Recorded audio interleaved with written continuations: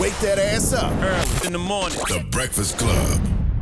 Morning, everybody. It's DJ MV, Angela Yee, Charlamagne the Guy. We are the Breakfast Club. We got a special guest in the building. Yes, sir. Mayor of St. Paul, Minnesota. First black mayor of St. Paul, Minnesota. Melvin Carter. Yes, sir. Hello. Good morning, my brother. Welcome. Good morning to you. Thanks for having me in. Oh, thanks for coming. Now, you're the first black mayor of St. Paul, Yep, Minnesota. St. Paul, Minnesota. And you grew up in that area, though. Born and raised. Yep, I'm actually fourth generation, raising the fifth generation in St. Paul right now. How does a young black man get that dream to want to be mayor of Minnesota, especially when you never saw anybody that looked like you in that position? That's true. You know, I grew up in St. Paul, lived there all my life except for college, where I went to Florida A&M University. As I look at this Hampton banner up on the wall. Yeah. Okay. Just so you know. Right. Just so you know.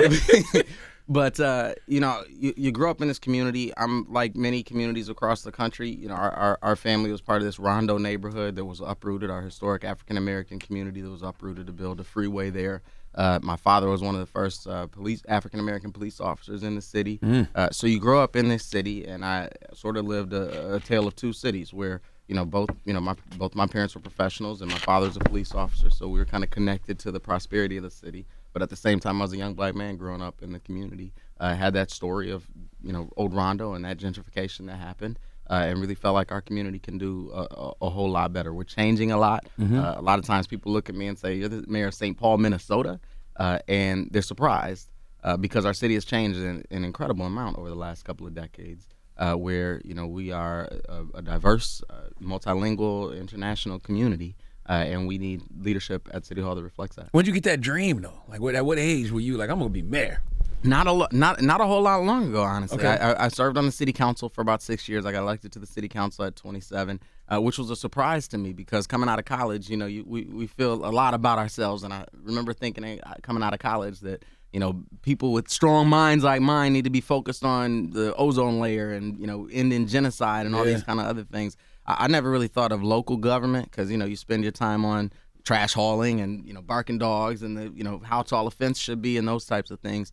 But I really fell in love with municipal politics, with local politics because of that, because Gotcha. it impacts people on a intimate level. That even Washington, D.C. doesn't all the time. I tell people that if you want to know the difference between City Hall and the state legislature, if you think about the complex issues of our day that stimulate your cerebral core, that's the legislature. But if you just think about the stuff that pisses you off, then that's City Hall. Because a lot of the things... The potholes. That's exactly right. Yeah. The things that on your way to work, if you, just let out a growl involuntarily because something impacts your life that immediately and that suddenly and that intimately, guarantee you it's something you need to take up in City Hall. How tough was it to win that race? It was tough. We had a tough race. I spent the better part of 2 years campaigning.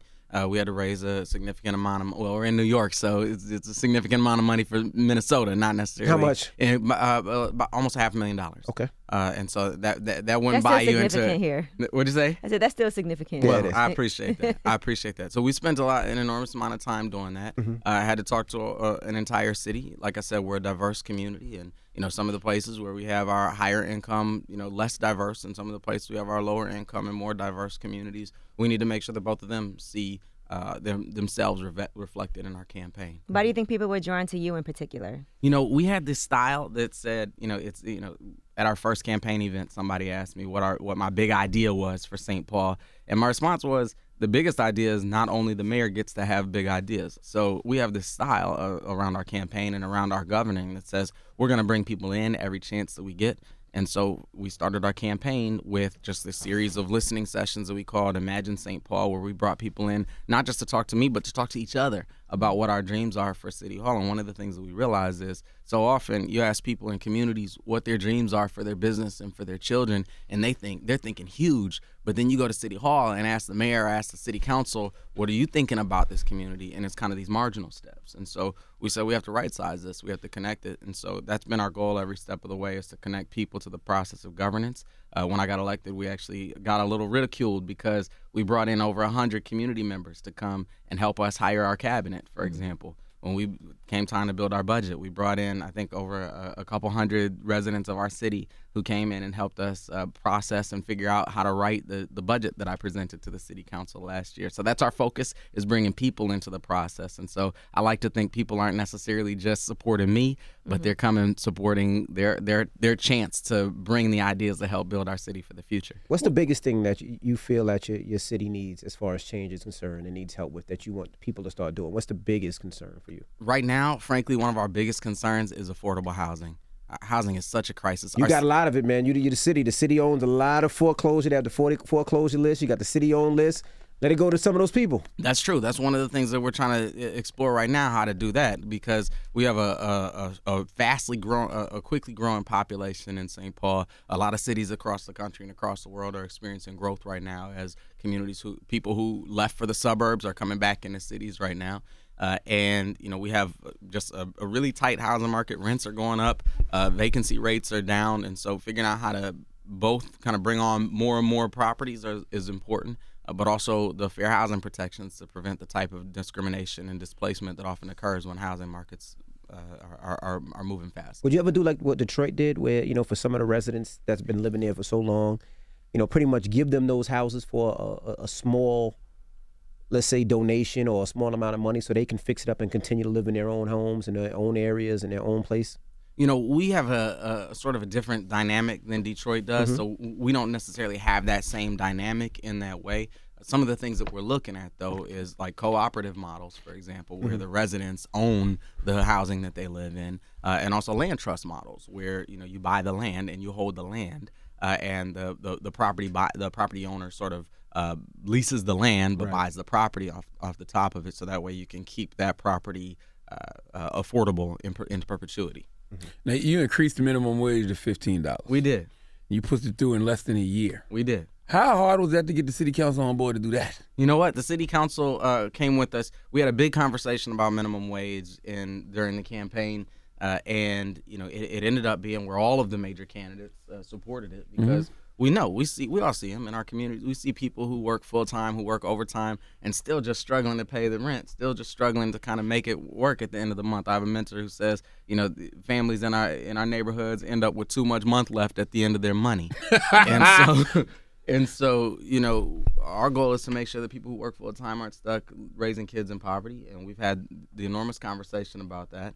We ended up winning the campaign and, working with our city council to make sure that they, were on board what we were doing. Same as we do everything, we brought together a pretty large group of folks to study it with us over the course of that year. So we had a task force come and make some recommendations for us. We had recommendations from the business community. We had recommendations from workers. And we ended up coming up with, in less than a year, which was our campaign pledge, in less than a year with the policy that we could all support. So You're keeping promises. Absolutely. Why is it so hard for some cities to increase minimum wage? I think there's a style of leadership that says we have to keep everybody happy, and that style of leadership really preserves the status quo.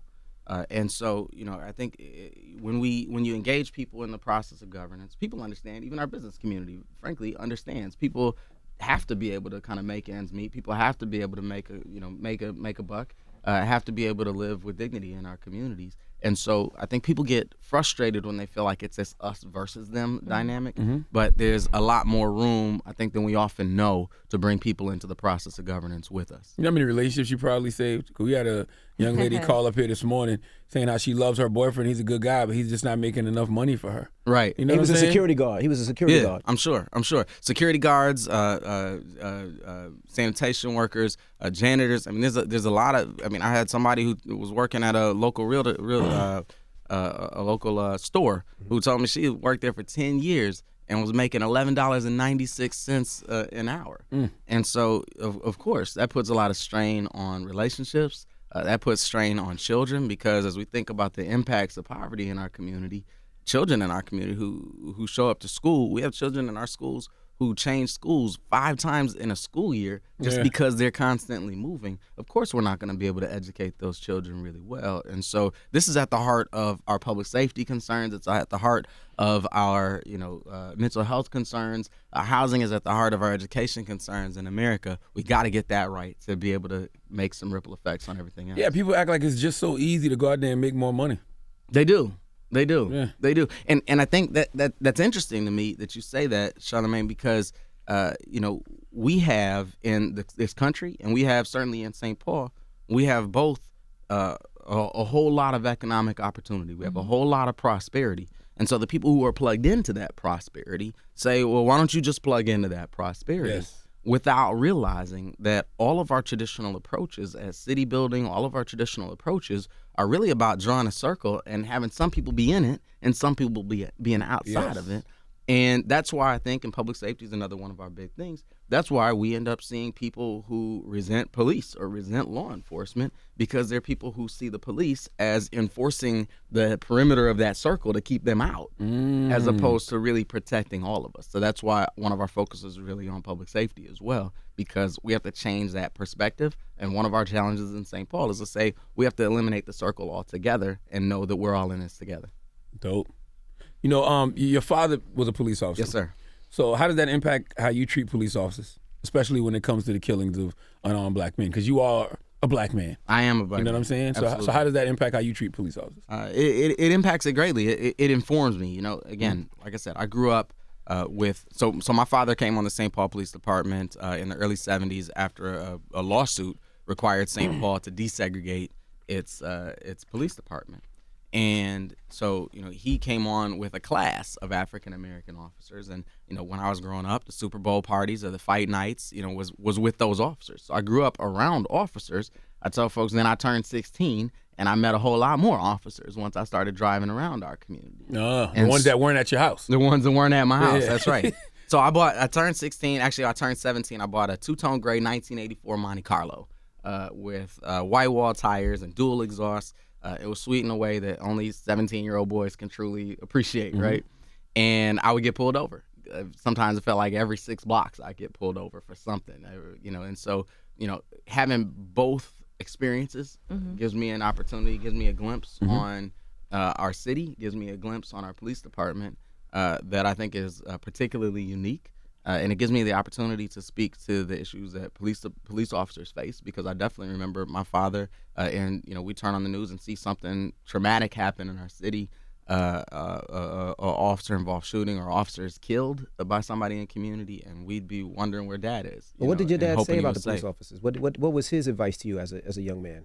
As a young man? Driving around and everything, especially him being a cop in that town. His advice was always, you know, be respectful. You know, we had to talk in my house, you know, be respectful, make sure, you know, you don't give them any opportunity or anything. And if there's an issue, we'll deal with it a little bit later. But once you tell them who you are and that your dad's a police officer, and I'm sure you had a little gold card. But that's the thing. You shouldn't have to be like special, right? I know, but you shouldn't have to be a police officer. But you sure had that ability to be able to do that, though. You did. I did. Imagine if you didn't. I did. That's true. Now, and I would say, you know, there were instances, frankly, where I'd get pulled over by somebody who I had just met with my father a month before, you know, or a week before, and they wouldn't necessarily recognize me, and then they would find out who I was and go, "Oh no, you're you." Go ahead. And our perspective is that you shouldn't have to be a police officer's son, you shouldn't have to be a city council member, you shouldn't have to be a mayor. And I actually think our police department is doing a whole lot. Our chief is pretty strong, and we're doing a lot right now to make sure that we are maintaining the confidence of our community. We certainly have more work to do, and I would say anybody who's ever been in a relationship knows that the process of building and maintaining trust is just never over. If you think the process of building trust is done, then that's how you know your relationship is probably done. Yeah, my dad was a police officer, Really? retired, and the first thing he would always tell me, regardless of anything, is the first thing is the police are not your friends. That's the first and foremost. Police are not your friends. Don't think they are your friends, because they're not your friends. And the second thing he would say is just make it home. Yep. That's the thing. You know, don't raise your voice. You can't beat them. You can't beat them in the street, but maybe you can beat them in the courtroom. But you can never beat a police officer in the street. So just make it home. Those are the two things my dad always said. Yep. And I think that's right. I mean, and one of the things that strikes me, DJ MV, is that's interesting. Where was your father, please? Here, New York City, in the Bronx. All right. One of the things that strikes me is, as I hear police officers talk about, you know, wanting access to, you know, don't jump to conclusions, you know, don't be the judge, jury, and, you know, whatever, you know, don't, you know, try this case in the media, you know, don't blame me for some other police officer's failings, you know, don't, you know, paint all police officers with the broad brush. I start to think, that's the type of treatment that I would love to have seen Philando Castile have access to. And so it seems to me, and this goes back to what I was saying before about raising the minimum wage, and our goal is to show that government actually can be relevant in people's lives. In our first year in office, we raised the minimum wage. We tripled the free programming in our rec centers. We eliminated late fees in our St. Paul public libraries. That one made a lot of people angry. But we find that there's a lot more opportunity for conversation. So often we end up sort of in our respective corners, and stuck in this us versus them dynamic, when what we really want out of the world really isn't all that different. What about supporting small businesses? Because we talk about raising the minimum wage, and sometimes that does affect small businesses who are struggling to even just stay afloat themselves. So what is happening as far as supporting those small businesses? It does, and that's really important. The first thing I'll say is the reason we need business, the reason we need enterprise, the reason we need strong local economies in our community is so that people can afford to put food on the table and pay the rent and those types of things. So our first perspective is we do need small businesses. We do need a strong business ecosystem in our community. The purpose of that is to ensure that people have access to wealth creation and income that allows them to live with dignity in our community. So there's a lot of things that we're doing right now to engage and to support our small business community, and that ranges from what we call our open to business initiative that we have in St. Paul. That ranges from just trying to redesign and re-engineer kind of how businesses apply for permits and those types of things in our community, because they have to interact with City Hall quite a bit. And that also goes to one of the exciting things that we're doing right now, I think, is what we call our cultural destination areas, which, if you've been around the country, you've been in New York and different cities, you see Little Italy or Little China, all these different places. We have in St. Paul a really strong Somali business area. We have a really strong Asian, Hmong, Vietnamese business area called Little Mekong. We have a cluster of Mexican and Puerto Rican-owned businesses called District del Sol, and so we're working to brand those spaces. So we're not just saying we are simultaneously saying we want St. Paul to be a place that and anybody can open a small business and find success, but we're also saying we want to particularly seed and cultivate the success of those businesses owned by people in communities of color. How does the old white guard treat you in St. Paul? Do they respect you? Yeah, they do. Okay. They do. And I think you have to, because, again, my goal is to show that it's not just me by myself kind of sitting on the third floor at City Hall, but this really is a community movement that we're bringing a lot of people into just constantly. And so, if you're not just reacting to me, you're reacting to these hundreds of people. One of the first things we did when I got in office was we completely rewrote the use of force policies for our police department. Again, it wasn't just me. We pulled in our police chief to lead that process. And we're the only department agency on the planet that I know of. We rewrote our use of force policies through a 2-month, two-way ongoing conversation with community members, and community members had the opportunity to say, wait a minute, explain this to me, or this doesn't seem fair, this should be different. And it changed because of the way community members kind of engaged in that. And so you're not just reacting to me, you're reacting to what hundreds of members of our community have said. And as long as people understand that process is authentic, that we're really engaging people in all sectors of our community, and we're not just sort of sitting in City Hall and saying, well, the door was unlocked, the door was open, but we're really going out and saying, we did our budget games. We do these budget games where we invite people to come in and work the city budget with us. And we were in a high school yesterday, and so last week we were at the Chamber of Commerce. And so when people know that we're really going out and aggressively saying, you are a part of this, and if somebody says, well, I don't like what's going on, my answer is always, well, come on and be a part of it and help build what should go on in the future. What changes to the community have you seen by forgiving library fines? That seems so small. It does seem small. But what does that change the community? We've learned a couple things about library fees. One, they don't do what you think they do. We think of library fees as making people bring that book back to the library. In reality, library fees make people stay away from the library for years and years at a time. And the other thing that we've learned is that people on one side of town don't bring books back chronically later than people on another side of town. But for some of us, a $12 late fee represents dinner for our kids. And some of us, it's just an inconvenience and an annoyance. So this time last year, we had 50,000 residents of our city whose library cards were deactivated because of as little as $10 in late fees going back to 2009. And so, I always ask if there's any accounts receivable folks in the room, because you're looking at 10-year-old debt for $10. There's no credible accountant who would really try to, chase that down in any ways. And so, and I'll say one of the important things to remember about those 50,000 people is they're taxpayers. They're the people whose dollars turn on the lights in the library in the first place. And we're saying you can't borrow a book. And so I always joke with folks that it was a hard decision to make until I realized we actually want kids to read in our community. And so, it's a relatively new process. As of January 1 of this year, those cards are reactivated. Now, you can't just disappear with a book, and you can't destroy a book. You still have to pay to replace it. But if you bring a book back on Thursday instead of on Tuesday, I don't want your $3.75. And so it's something that we're still tracking what the impacts are of it. But we've seen systems across the country that have done this, that have seen their returns actually increase, not decrease, as a result of doing it, because people appreciate being trusted. And what about college savings accounts? Yes, that's one of the most exciting things that we're doing. We have a plan to put $50 in the bank to start every child born in our city on the pathway to college from birth, with $50 in a college savings account. So I was on a comedy show last summer, and one of the hosts looked at me and said, "Well, $50, that might not be enough," and that's the punchline. And it's true, $50, of course, won't pay for a whole college. But what it can do is just sort of shine a light on the road just past college graduation for our kids.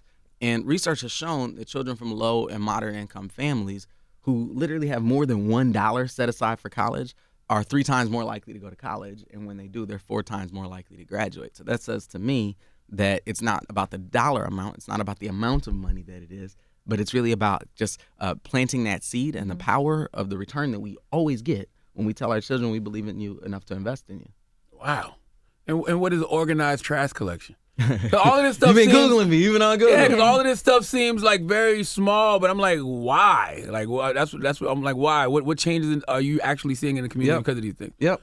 Organized trash collection. We've had a private system of trash collection in our city for a really long time.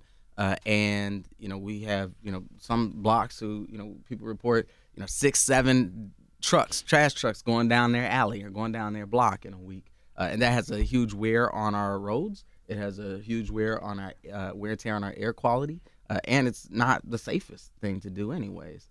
The other thing I'll say is it also sort of commoditizes trash in a way that encourages people to dump. And so we have, frankly, more dumping in our city than I'd like to see. I want to see us be a much cleaner city than we've been. And so we switched to a system of organized hauling. My predecessor actually kind of passed it, but we're working to implement it, and I support it. And you look at New York, you look at other major cities around the country, and many of those cities are way ahead of us where that's concerned.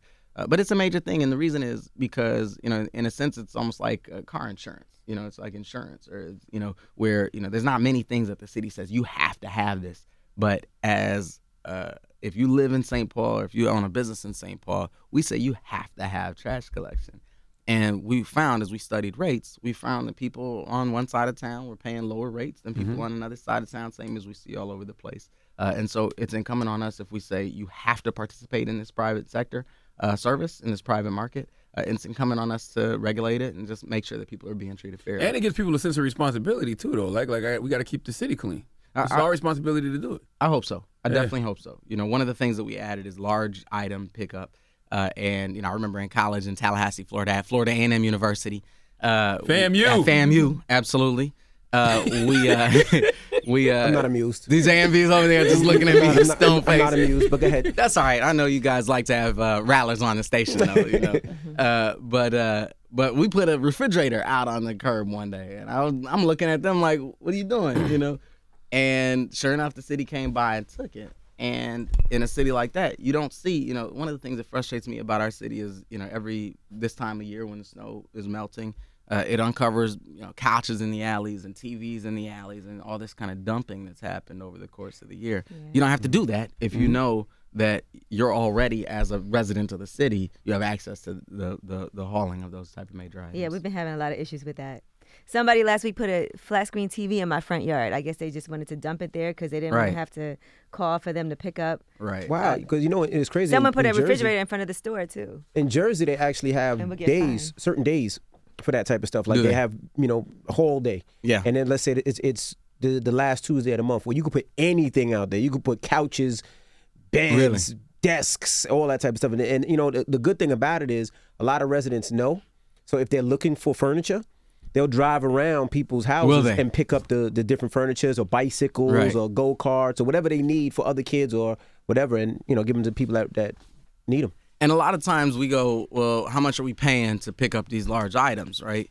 But what we don't realize is, as cities, we spend an enormous amount of money cleaning up dumping when people dump, right? And so oftentimes, and this is the same as healthcare, it's the same as education, this argument can be made across a whole scope of issues. It actually costs less to just proactively address the situation and create a solution than to wait until people have dumped their couches and flat screen TVs all over the city and then go try to send somebody around to chase them around. Yeah. So what are your aspirations now that you're mayor and it seems like things have been successful so far? Are you planning to get reelected, or are you planning to do something, maybe be governor? A little higher. Oh, I'm definitely planning to run for reelection. Like I said before, I absolutely love local government, and I think whoever you are, there's something for you in local government. You know, when we think about the things that people are passionate about right now, whether it's, you know, police community relations, that happens at the local level, whether it's, you know, climate change, more and more so as we're seeing inaction at the federal level and too many states, we're seeing inaction. A lot of that is playing out at the local level and everything in between. So I definitely plan on being Mayor of St. Paul for a really long time. We have a whole lot in front of us. One of the things that we're working on right now is implementing this community first public safety strategy that I was alluding to earlier that says we got to eliminate that circle. So we've really we've defined these 3 core principles of our community first public safety strategy. So a lot of, and this excites me because traditionally our public safety strategies have really focused on, like I said, you know, keeping people out.